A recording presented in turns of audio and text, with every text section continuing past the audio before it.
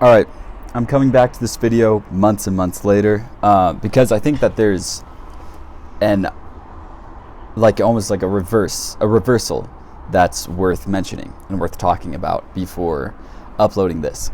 So in this video, I talk a lot, if I recollect properly, I talk a lot about the importance of seeing the problems of the world and being willing to go out and face the problems of the world. And if you're born into a wealthy situation, you need to take on the problems of the world. You're in a position where it's like you can actually go do something about the problems of the world, but you could also greatly enhance the problems of the world because in some way, shape, or form, you're going to inherit a position of wealth and power. So you need to do right with that. But before you go out and face the problems of the world, you have to face your own problems. And I guess like a couple of years ago, I was very focused on like, I've got to deal with the problems of the world. I got to do this. I got to do that. I was getting hella stressed, obviously, because the world is like fucked, and overwhelmed, obviously, because like who the fuck was I at like 20 years old to like deal with the problems of the world? But I was in like church one day and I remember just thinking like what my purpose is, and I had this voice came forth and it was like, deal with your own problems first, man. Don't worry about the world. Just deal with your own problems first, then deal with the problems of the world. So I think it's important to just be able to say like, look, man, well, there's a couple problems with the whole perspective that I laid out before, which is, and it's a good perspective, but with any perspective, it's got its flaws. And the flaw with that perspective is that in facing the problems of the world, you can tap into a profound sense of purpose and meaning in life by taking on greater responsibility, by, for me, seeing the school system, the education system, and thinking, you know what, I'm going to do my best to do something about that at some point in my life. And in order to get there, I'm going to have to build myself up to be the best that I can be, to be smart, to be well networked, to know a lot of people that can help open up that opportunity to study psychology. But for some reason, instead of psychology, I'm studying engineering, which is primarily to build up that work ethic and to build up that sense of character. And a part of choosing engineering was, I guess, shifting that attitude from solving the problems of the world to solving my own problems. I had a work ethic problem, I had a discipline problem, I had a habit problem, and while I had built a lot of these things out, I realized that an engineering degree was going to put those skills to the test and was going to make me build them to a greater extent than I would in a psychology degree. And not only that, I firmly believe that studying engineering is going to make you a lot smarter than studying psychology or philosophy. It's going to exercise your mind more and make you more capable. And it's the classic, sharpening the axe. So that's kind of what I mean by solve your own problems before you solve the problems of the world. Don't necessarily ignore the problems of the world. It's not necessarily like, oh, be selfish or whatever, but to some extent it's like, fix your own life first. Deal with your own problems. You can't worry about the world until you've dealt with your own problems. And this is why, like, I see so much in college, I see so many people where it's like their lives are fucking disasters and they have the audacity to make all these like political statements and to have like opinions about how society should be run. It's like, bro, you can't even run your own fucking life. Like, why are you claiming to know how society should run? Now, I certainly have my set of political opinions and beliefs, but I think it's important to recognize that those are only a byproduct of information I've just so happened to encounter.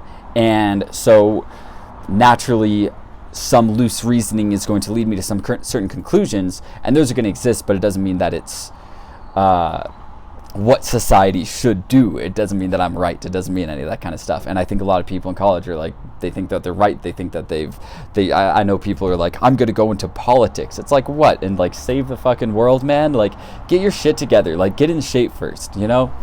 So, solve your own problems first. I think when you try to solve the problems of the world before solving your own problems, and these are some brutal things, and I'm saying all these things because I've been all these things, but when you're trying to solve the problems of the world before solving your own problems, I think the solutions to the problems of the world give us a sense of self-importance. And I think that we feed off of this self-righteous high by quote-unquote solving the problems of the world, and not actually solving the problems of the world just by espousing a bunch of nonsense. Get out of here, you freaking guy.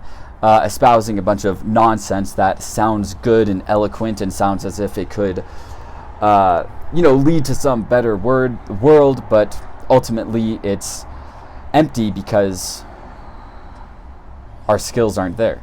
We don't have the ability to actually enact any of those propositions that we might put forth. We just kind of say things and it sounds good. Words, actions speak louder than words.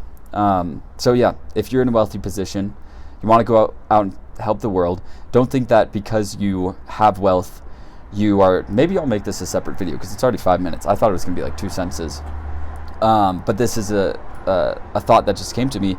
I think when you're wealthy and you want to do right, and you look out into the world and you see all the problems of the world, you want to go do something about the problems of the world.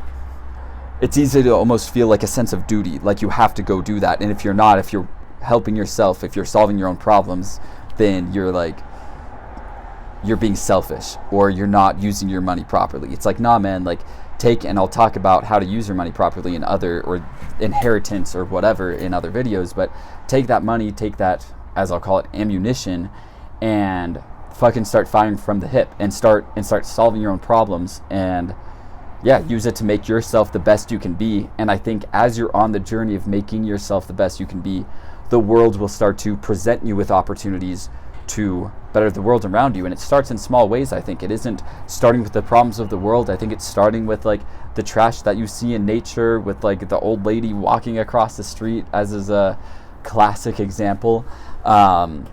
It starts with being patient with the people around you, being kind to the people around you, being forgiving when people do you wrong.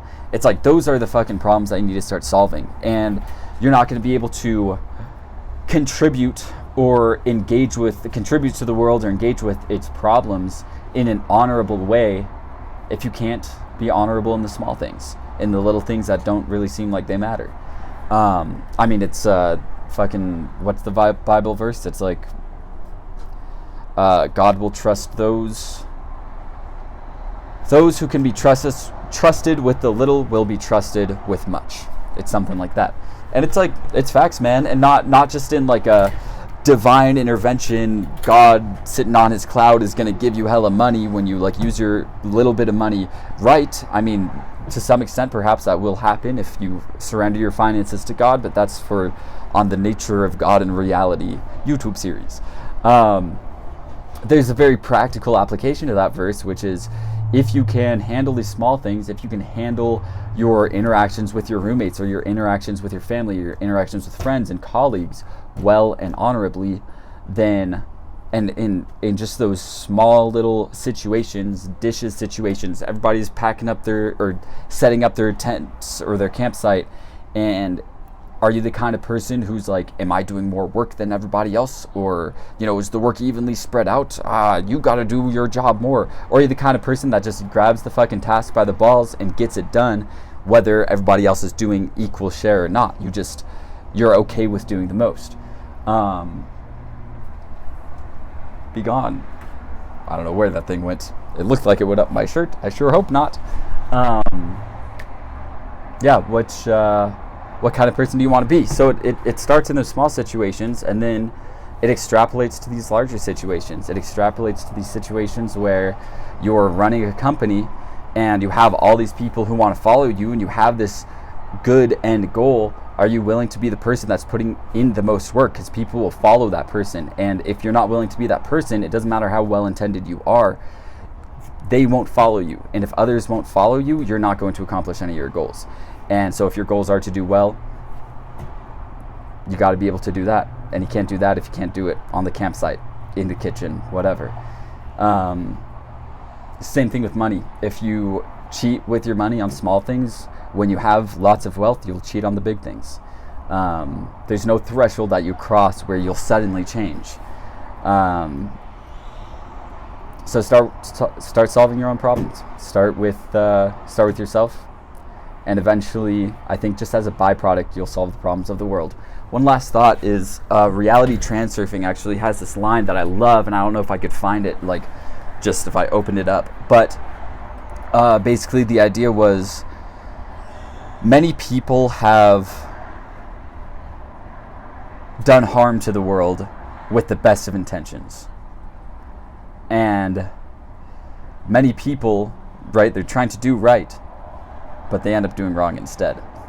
Many people have done harm to the world because they're unhappy. Few people have done harm to the world from a place of peace, joy, contentment, happiness. And sometimes, just sometimes, when you come from a place of peace, joy, love, and contentment, maybe you'll have a positive impact on the world. And essentially, I think the line kind of went something like, just because making yourself happy isn't going to positively affect the world doesn't mean that,